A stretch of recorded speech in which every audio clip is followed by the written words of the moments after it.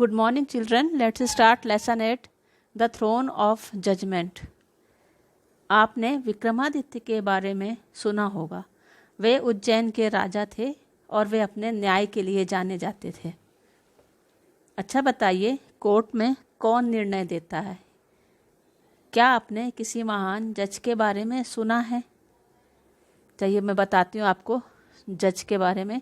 जैसे chief justice वाई.बी. Chandrachud या हंसराज खन्ना, और जो बहुत ज़्यादा चर्चा में रहते हैं श्री रंजन गोगोई जी। आइए देखते हैं इस कहानी में क्या है।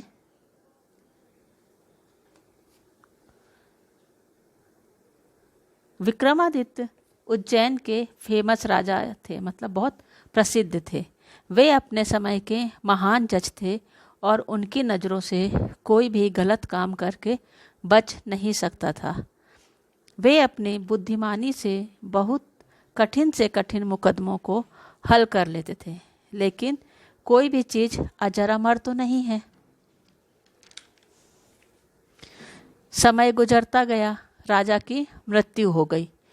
उनका महल खंडहर हो गया, मतलब जैसे खराब हो गया था। लोग लगभग उन्हें भूल चुके थे। लोगों को राजा के बारे में कुछ भी पता नहीं था जब तक एक घटना नहीं घटी।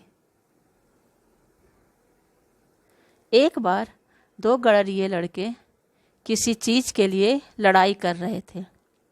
यह सब देखकर तीसरे लड़के ने कुछ आश्चर्य किया।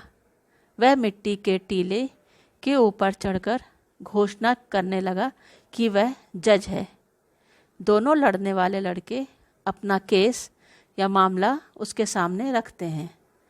वह छोटा लड़का उन दोनों की बहस को बड़े आश्चर्य से सुनता है और सही और बुद्धिमत्तापूर्ण निर्णय देता है।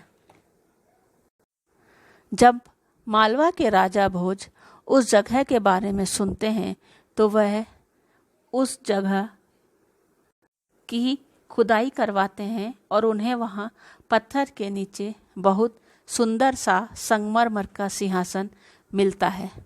वह सिंहासन पत्थर की 32 मूर्तियों के कंधे पर टिका हुआ था। राजा भोज भी विक्रमादित्य की तरह नाम और प्रसिद्धि पाना चाहते थे। बोलते ना, सेम नेम एंड फेम।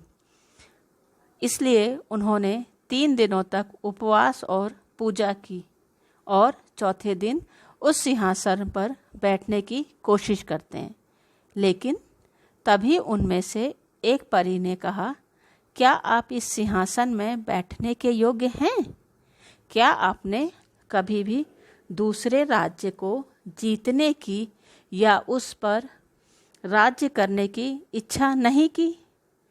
राजा ने कहा, हाँ, मेरी ऐसी इच्छा रही है, इसलिए मैं इस पर बैठने के योग्य या लायक नहीं हूँ। परी ने राजा को अगले 3 दिन तक फिर से व्रत और पूजा करने की सलाह देकर वहाँ से उड़ गई। राजा फिर से 3 दिन तक व्रत करता है, पूजा करता है और फिर सिंहासन पर बैठने के लिए आता है।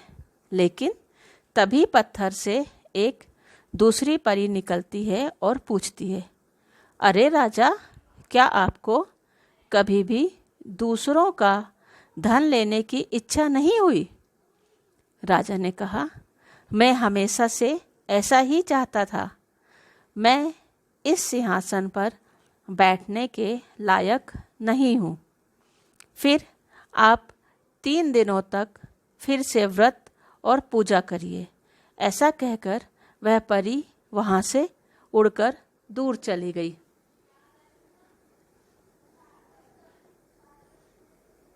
इस तरह से 96 दिन गुजर गए।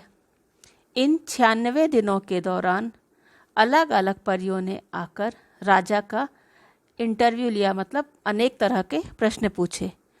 हर एक समय एक परी आकर राजा भोज से एक प्रश्न पूछती और हर बार राजा कहता कि वह, मतलब वो जो राजा विक्रमादित्य का सिंहासन था ना, उसमें बैठने के योग्य नहीं है। अब केवल एक परी बची थी।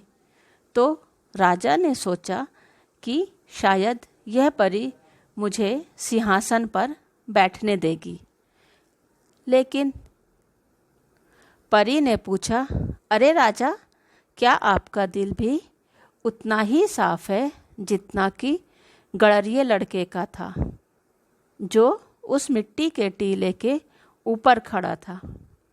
अगर ऐसा है तो आप राजा विक्रमादित्य के सिंहासन में बैठने के योग्य हैं। राजा एक क्षण के लिए सोचता है और तब बोला, नहीं, ऐसा नहीं है। मैं राजा विक्रमादित्य के सिंहासन में बैठने के योग्य नहीं हूँ।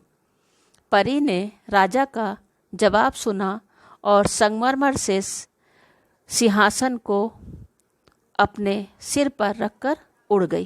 Thank you.